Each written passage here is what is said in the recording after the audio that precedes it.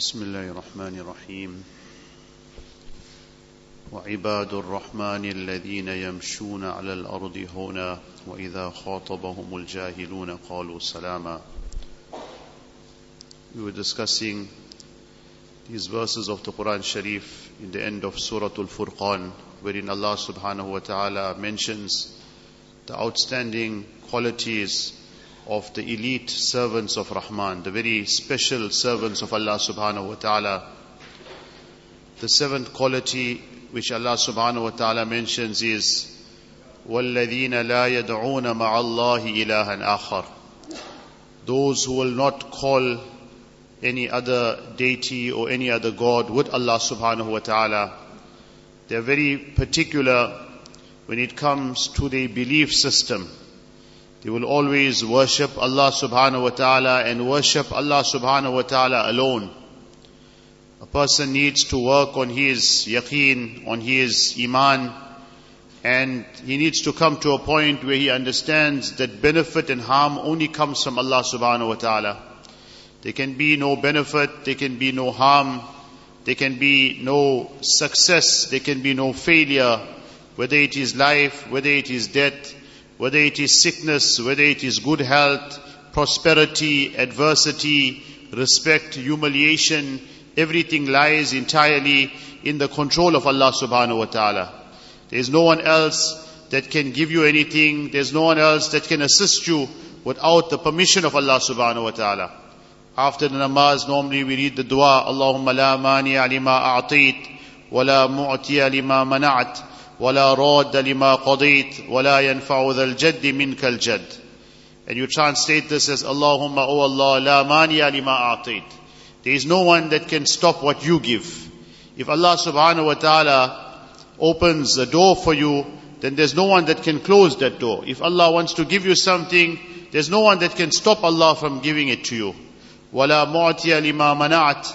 And if Allah subhanahu wa ta'ala, if He stops something from you, then there is no power on the surface of this earth that can give it to you.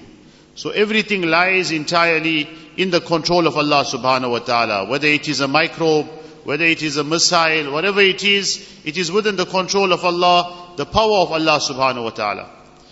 Pious people, even in the worst of situations, even in the greatest of tests and trials, they will preserve and protect the iman. They will not move towards shirk and towards disbelief. They will always hold firm on to their belief, and they will worship Allah subhanahu wa ta'ala alone.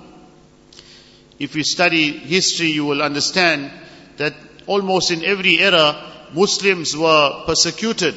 Muslims were put through difficulties. They were put through hardships. There were times Nabi Karim sallallahu alaihi wasallam mentioned to the Sahaba radiallahu anhum in the past, a person will be brought, a believer, and a saw will be brought and he will be split into halves, into two pieces. His entire body will be split. But under no circumstances was he prepared to renounce his faith. Under no circumstances was he prepared to leave his iman. All he was told was that leave your iman. In the British rule in India, thousands of ulama were massacred. They were murdered. And when they were brought in front of the authorities, it was mentioned to them, the only thing you need to do is to speak in favor of the British. We're only telling you to speak in favor of us. We're not telling you to leave your faith. We're not telling you to leave your deen. But they were not prepared to do that, because they knew of the atrocities and the oppression of the British. They knew what they were up to. And in this manner that they had murdered them, they killed them. Some of them, they threw them in the fire. They used the most ruthless methods of killing them and murdering them. So in every era you will find that Muslims had to undergo difficulty. But then too, the iman was so firm in their hearts. They were prepared to sacrifice everything. But they said, when it comes to our iman, we cannot sacrifice that. In the Quran Sharif, Surah Al-Buruj, Allah subhanahu wa ta'ala speaks about قُتِلَ أَصْحَابُ الْأُخْدُودِ النَّارِ ذَاتِ الْوَقُودِ. So this is a lengthy incident. It comes in the books of hadith. I don't wish to go into the details of the incident, but there was a king in a certain era, and he tried to suppress the truth. Now remember, our ulama explained to us that the deen of Islam is like a balloon. So if you try to press it on one side, then it bulges out on the other side. So the reality of this is every era will show you, and we can see it now with our own eyes also. We seen it 20 years ago, over 20 years ago, when September 11, we had seen the same thing. Now we are seeing the same thing. These people are trying to suppress the deen. But as they try to suppress it on one side, then you find that the deen spreads on another side. Allah subhanahu wa ta'ala blows the winds of hidayat. People see the truth of Islam. They see the beauty of Islam, and they're curious to find out about Islam. As we're seeing now, throughout the world, people are buying Quran Sharifs. People are so interested now that what is this powerful religion that the kuffar, although the Jews are doing everything to harm the Muslims, but they're still so strong and they're so patient and so resilient. So this king in this era also, he tried to suppress the truth, but then the truth started spreading. Eventually, it was like the whole city, almost everyone, they had come into deen, they had come into Islam.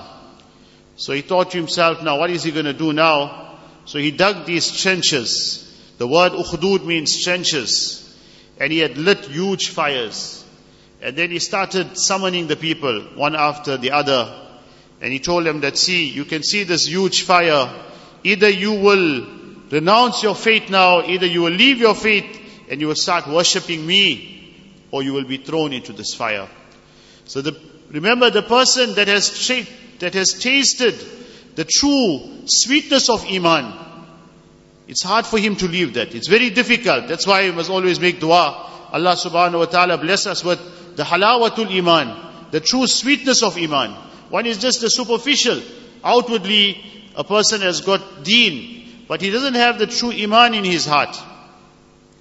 So one by one, he started throwing them into the fire and burning them alive.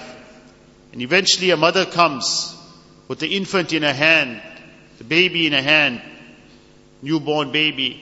The mother is afraid. She's being told now, you will have to jump into this fire now, if you do not leave your religion. And she's reluctant because of her baby. And Allah subhanahu wa ta'ala miraculously makes the baby speak. Isbiri ya umma fa innaki ala al-haq. O mother, be patient, because you're on the truth. You're on the haqq. It's fine. Jump in the fire. Because you're just going to go through a little bit of difficulty. After that, then there's going to be Jannat. And the mother then jumps into the fire with her baby. So this is the reality that in every era, remember, there was always this clash between haqq and batil. There will always be two groups of people on the surface of this earth. The Hizbullah and the Hizbul Shaitan. The group of Allah subhanahu wa ta'ala, the group of Shaitan. What we need to constantly make an effort towards and make dua that Allah subhanahu wa ta'ala always keeps us in the group of Allah subhanahu wa ta'ala. Allah subhanahu wa ta'ala always keeps us on the haqq. Because remember, these fitnas are coming now with such force, coming like tidal waves. When a tidal wave comes, then even a huge ship also can be dropped. Even a huge ship can sink.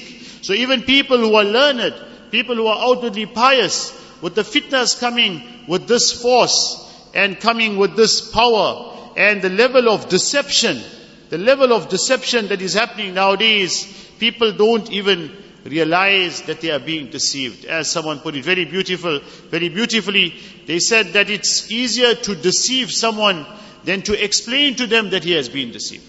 One is you deceive the man, he believed the lie, he was carried away, he was blown away. Now then to go and explain to him that, brother, you have been deceived, is very hard.